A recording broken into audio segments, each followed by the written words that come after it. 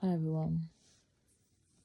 So if you watched my previous video, at the end I couldn't remember something that I wanted to say, but I've remembered it now, so I'm doing a part 2. But basically,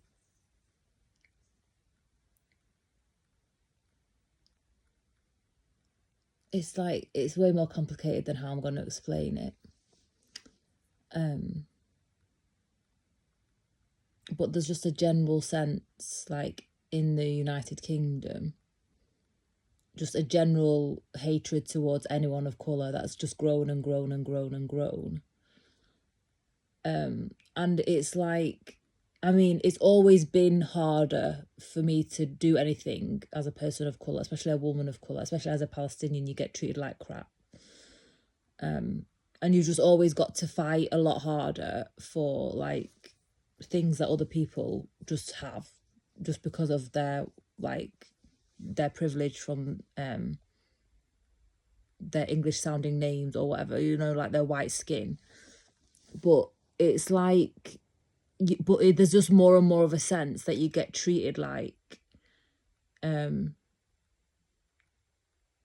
you're just like a slave that's come here to work, like that you can't possibly be someone that is a British person that's built the way and just done the thing that everyone else does because I look like how I look.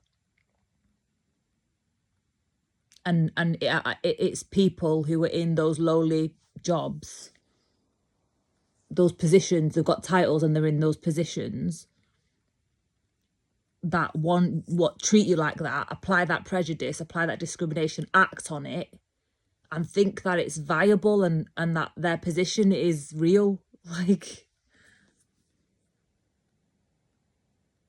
they apply their bias onto a situation that it just doesn't make any sense. Like, it literally doesn't make any sense to apply it. It's obvious discrimination. It's obvious ignorance. It's obvious crime. It's crimes. Like, there's no other way to explain it. It's just crimes. And but it seems to be like more and more commonplace now that people have those attitudes, and like basically that's just what fascism does. And most people are sheep. Sorry to say, most people are sheep. Most people aren't critical thinkers. Most people aren't proper thinkers anyway. Like, most people are just irrational, controlled by their emotions, volatile, don't know who they are. This is just fact. This is the truth. So when governments make decisions about what they want to put out there and what narratives they want to spin and like how they want to get the country into a frenzy, and the people just lap it up because most people are just sheep. Most people are just take in everything, what they say, what's been said as gospel. It's like worship. It's like worship. Like, people worship Trump. People worship Trump like they should be worshipping, well, not really worshipping God, but they worship Trump like God. And it's just like that. Like, people are just slaves. They're just slaves. They don't know that they're slaves. And they're just basically acting on the common narrative that's in play. And these are the consequences. But it's crimes. It's actual crimes. Like, real injustices are happening as a result of people applying their narrow-minded biases onto people's lives, where it just literally makes zero sense. And that is the best case scenario view, because then it gives the benefit of the doubt and applies like the unconsciousness side to it. Whereas I don't think that is always the case. There are malicious people that can see what effort you've put in, because like I think this is the case for me, because how can you be a person that reviews business plans and talks to founders and directors of businesses all day, every day? That's your job to do that.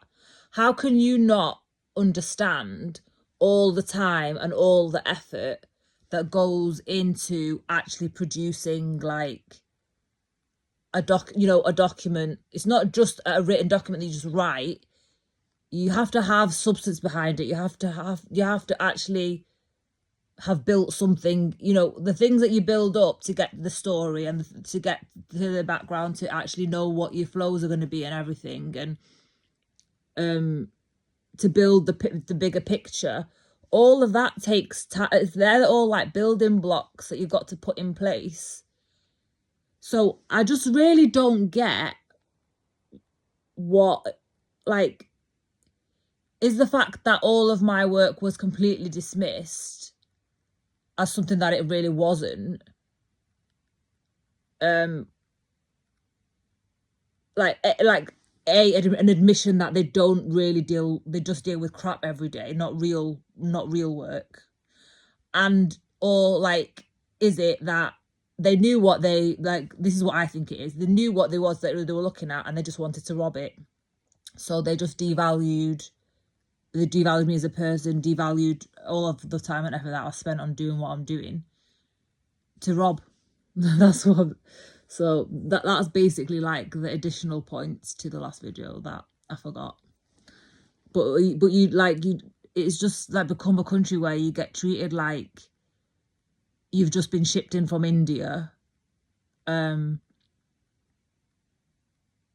this is just an example. It could be anywhere. India, Indonesia, like it could be anywhere. You've just been shipped in, and you shouldn't be an entrepreneur. Like, you shouldn't be in a position where you are like able to do that. Like, you should just be picking strawberries in a field or so. I don't know. Like, there's just, that's how you get treated. Well, that's how I've been treated. I've not been treated with any respect whatsoever. Like, any of the work that I've done, anything I've put together, anything I've presented to people, it doesn't really matter, because it's just like how I look. I'm just treated like a commodity. I'm just treated based on how I look. So why are they in those jobs? Because anyone can just look at you and go, oh, that's the brown person, and apply racism. You don't have to have any financial qualifications or anything. You don't have to have any kind of training. You don't have to have particular discernment to actually have some business sense to know, actually, not an entrepreneur's journey is not like a linear path kind of thing. Like, it's not. There's just a lot of ignorant people in them jobs. So why is that? Really ignorant, though. It's not even they're trying to hide it. It's not even trying to hide it at all. And also, another thing that they try and do is try and make out, like, get you into a position where they feel like they're the powerful one, and to get you to feel desperate, like to make it out like you're desperate for the money, until they drag time, till it actually puts you in a desperate position.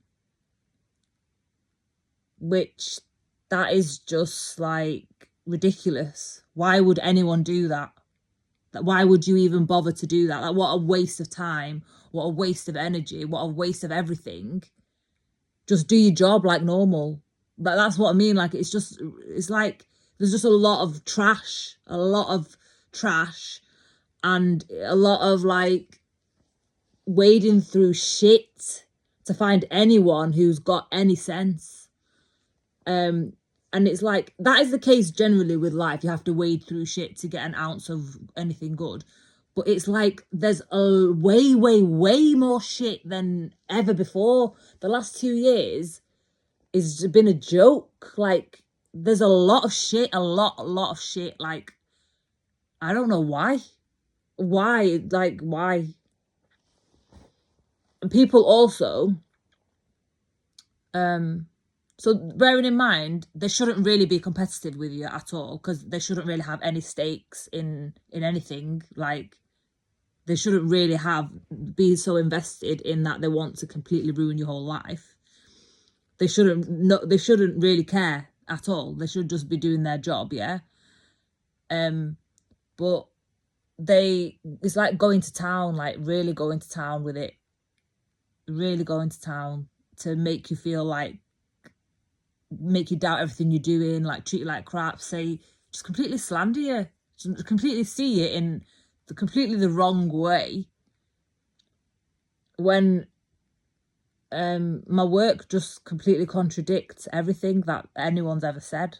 They've not even bothered to even look at it or consider it, or like they've not even bothered to admit that they haven't got the skills. So instead of just admitting that they haven't got the skills and that I need to speak to someone more senior or something like that, they've just kind of like trashed me and left me in worse positions, which like diminishes options. But that's based on their inadequacy, their sense of lack, their poor self-worth, them not actually doing something that means anything to them or they care about. They don't care, because nobody who cares about what the job is or is in the right job does that. They've got a bit more heart in what they do. But yeah, it's just really, it's like, I like, yeah, it's like they want you to accept that narrative, you know, the lowly narrative that they try and pigeonhole you in.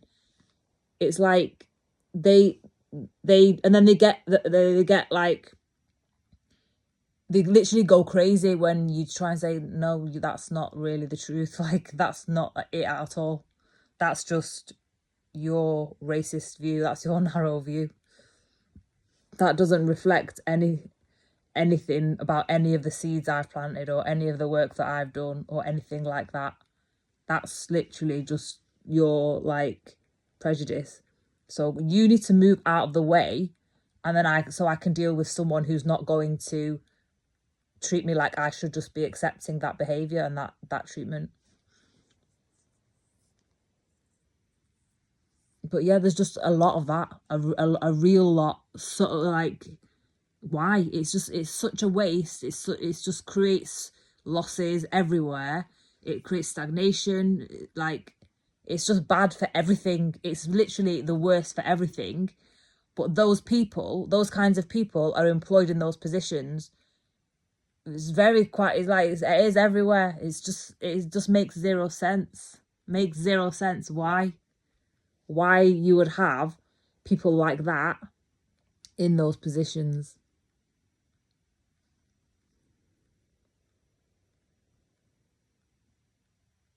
And like, it's obvious that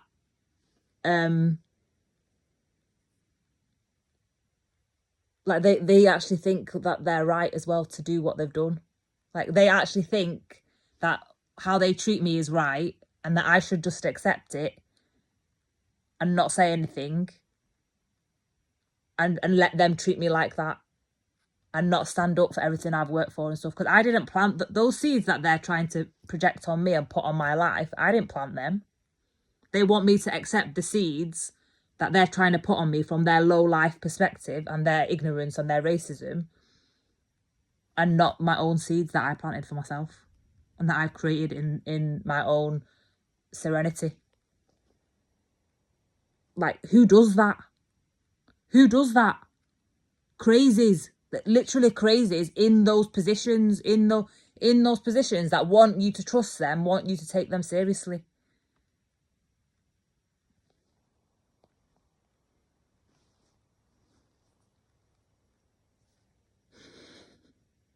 Anyway, that's part 2. See you in the next video. Love yous. Bye.